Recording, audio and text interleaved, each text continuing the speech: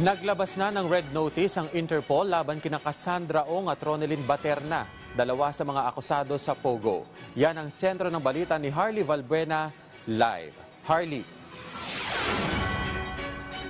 Kenneth, inaasahang mahuhuli na sa lalong madaling panahon si Cassandra Ong at iba pang dawit sa mga krimen sa Pogo matapos makakuha ang gobyerno ng red notice laban sa kanya.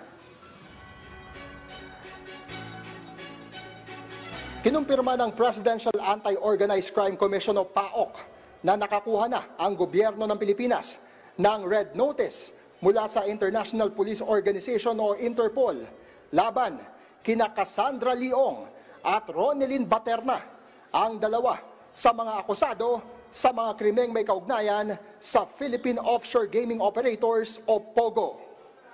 Sa pamamagitan ng Philippine Center for Transnational Crime, sa pamumuno ni Undersecretary Anthony Alcantara, yung tinatawag po nating red notice. So this is the international arrest warrant para kay Ronelyn Bahan Baterna at saka kay Catherine Cassandra Leong.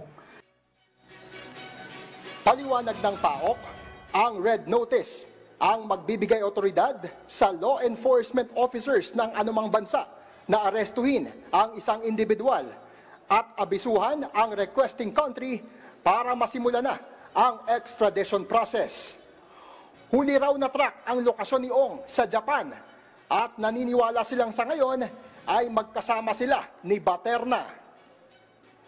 Si binibining Cassie Leong, mostly social media exploitation po at interviews doon sa mga common friends, mga kaibigan niya, ang naging basihan namin doon sa tracking niya.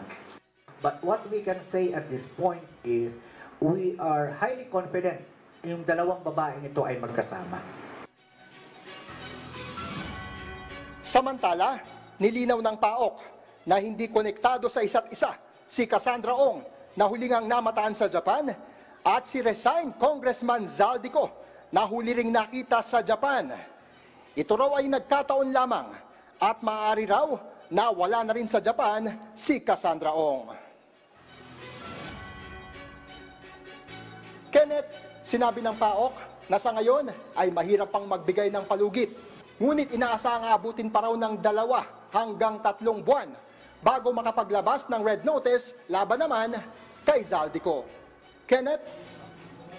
Maraming salamat, Harley Valbuena.